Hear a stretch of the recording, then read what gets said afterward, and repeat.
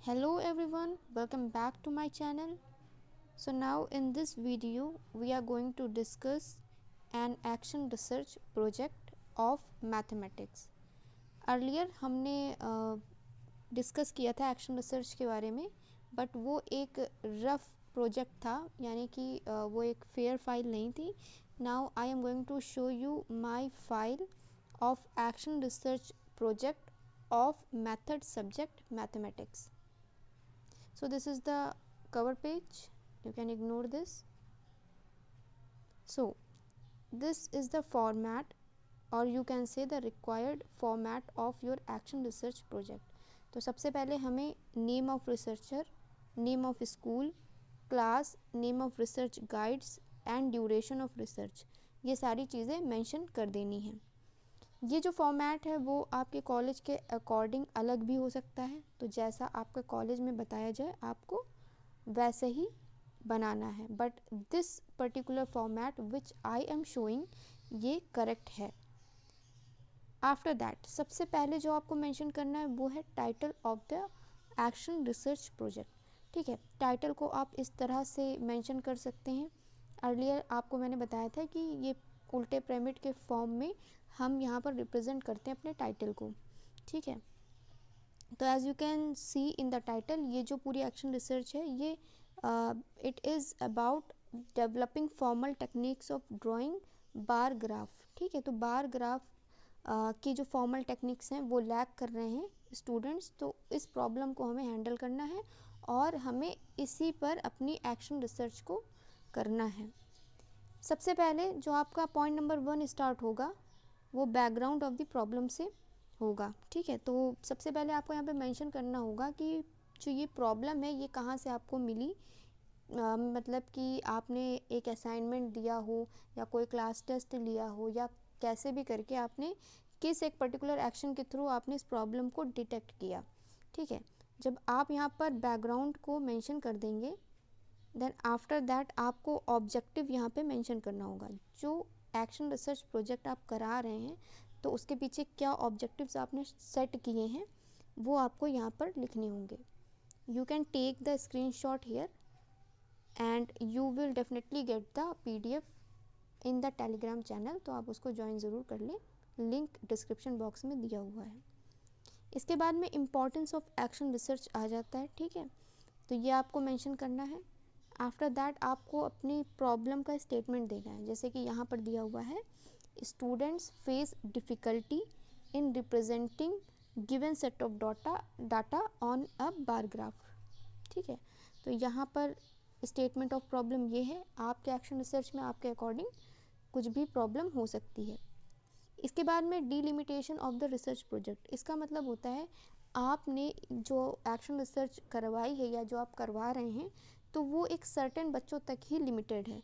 ऐसा तो है नहीं कि आप जो करा रहे हैं एक्शन रिसर्च जिसको आप कर रहे हैं तो ये करने से जो प्रॉब्लम है वो जितने भी स्कूल्स हैं सब में वो कम्प्लीटली एकदम ख़त्म हो जाएगी, ऐसा नहीं है.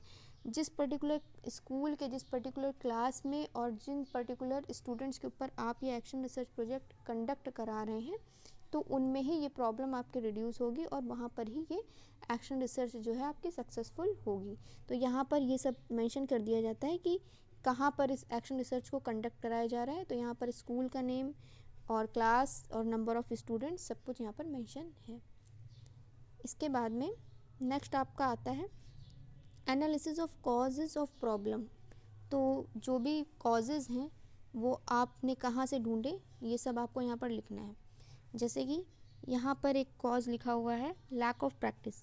इसके एविडेंस क्या है वो आपने यहाँ पर नोट किया कि वहाँ पर जो असाइनमेंट आपने दिया हुआ था वहाँ पर जो वर्क था वो नीट एंड क्लीन नहीं था, प्रॉपर नहीं था.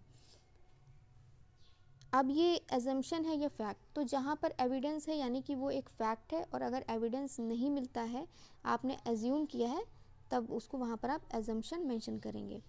और उसके बाद में अंडर कंट्रोल है या नहीं है, आपको ये बात ध्यान में रखनी है कि जितनी चीज़ें आपके अंडर कंट्रोल हैं वो सभी आपको अपनी जो हाइपोथेसिस आगे बनेंगी उनमें आपको उन पर्टिकुलर चीज़ों को सॉल्व करने की वहाँ पर ज़रूरत पड़ेगी. यानी कि जितनी चीज़ें अंडर कंट्रोल होंगी उतना आपको वहाँ पर एक्शन रिसर्च अपनी हाइपोथेसिस में करनी पड़ेगी. ठीक है। और ऐसा भी नहीं हो सकता है कि कोई मतलब कि जितनी चीज़ें हैं वो आपके कंट्रोल में ही ना हो। अगर आपके कंट्रोल में ही नहीं होंगी तो फिर आप एक्शन रिसर्च कर फिर किस लिए रहे हैं।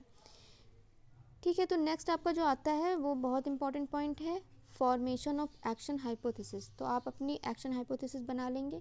जैसे यहाँ पर 2 एक्शन हाइपोथेसिस बनाई गई हैं। पहली हाइपोथेसिस में आपकी जो है पेपर स्टिप्स के हेल्प से बच्चों को बार ग्राफ समझाया गया है, और सेकंड एक्शन हाइपोथेसिस में बार ग्राफ का यूज़ किया गया है फॉर प्रैक्टिस। ठीक है, इसके बाद में सिलेक्शन ऑफ टूल्स। ठीक है, नंबर ऑफ टूल्स आपके अकॉर्डिंग हो सकते हैं जो आप अपनी एक्शन रिसर्च में रखना चाहें। जो जो चीज़ें आप यूज़ कर रहे हैं वो सब यहाँ पर मेंशन हो जाएंगी। जैसे कि यहाँ पर असाइनमेंट्स के द्वारा प्रॉब्लम को डिटेक्ट किया गया था तो असाइनमेंट्स हो जाएंगे। न्यूज़पेपर का सोर्स मतलब यहाँ पर बार ग्राफ डिस्कस किया जा रहा है तो यहाँ पर डाटा इंटरप्रिटेशन के लिए न्यूज़पेपर से डेली लाइफ प्रॉब्लम्स को लिया गया है।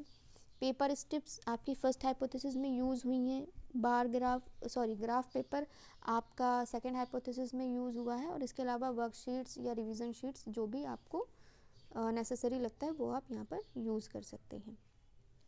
इसके बाद में आता है टेस्ट ऑफ एक्शन हाइपोथेसिस। ठीक है, अब आपने जो परिकल्पनाएं बनाई थी तो उन्हें अब आपको टेस्ट भी करना है कि वो किस हद तक सक्सेसफुल हुई हैं। तो उसको टेस्ट करने के लिए आपको लेना पड़ेगा बच्चों का एक टेस्ट।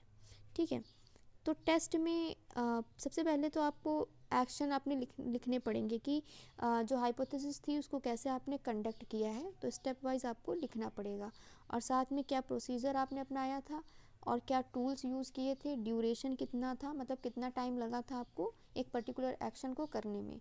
तो ये सब चीज़ें आपको मेंशन करके इस तरह से एक टेबल बना देनी है। PDF आपको मिल जाएगा, टेलीग्राम चैनल आप ज्वाइन कर लीजिएगा, लिंक डिस्क्रिप्शन बॉक्स में मेंशन है। इसके बाद में कलेक्शन ऑफ डाटा। ठीक है, तो पहले आपको वो चार्ट बना लेनी है जिसमें आपको एक्शन अपने शो करने हैं। फिर आपको डाटा कलेक्ट करना है किसका, जो आपने क्वेश्चन पेपर बनाया है, जो पेपर कंडक्ट कराया है, या क्लास टेस्ट जो आपने कंडक्ट कराया है। ठीक है, तो अगर आप चाहें तो यहाँ पर मेंशन भी कर सकते हैं कि पेपर कंडक्ट कराया गया है, और वो जो पेपर्स होंगे वो आपको लास्ट में लगाने हैं।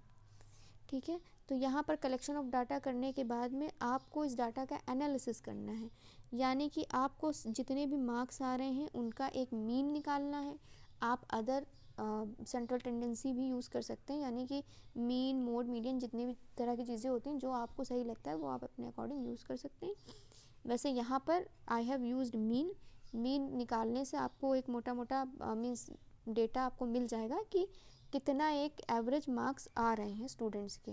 ठीक है, इसके बाद में आपको क्लासिफिकेशन करना है, मतलब कि बिलो एवरेज है, एवरेज एंड अबव एवरेज। तो मतलब कितने बच्चे बिलो एवरेज हैं और कितने बच्चे एवरेज हैं और कितने बच्चे अबव एवरेज में आ रहे हैं। ठीक है, इसके लिए आप अपने अकॉर्डिंग मार्क्स सेट कर सकते हैं। जैसे मैंने यहाँ पे 0 to 12 को बिलो एवरेज लिया है, 13 to 17 को एवरेज लिया है, और 18 to 20 को अबव एवरेज लिया है। आप अपने अकॉर्डिंग इसको बदल सकते हैं। ठीक है, उसके बाद में आप एक सूटेबल ग्राफ ड्रॉ करेंगे। ठीक है, यहाँ पर मैंने पाई ग्राफ बनाया है। आप पाई ग्राफ के अलावा और कुछ भी ड्रॉ कर सकते हैं, हिस्टोग्राम या बार ग्राफ वगैरह, जो आपको सूटेबल लगता है। ठीक है, और यहाँ पर अभी मैंने मेंशन नहीं किया, बट आपको यहाँ पे सब चीज़ें मेंशन करनी है कि ये पर्टिकुलर कौन सा कलर किस चीज़ को शो कर रहा है। जैसे कि ये रेड वाला कलर जो है वो अबव एवरेज को शो कर रहा है, और येलो वाला एवरेज को, और वाइट वाला बिलो एवरेज को। तो इस तरह आपको मेंशन कर देना है।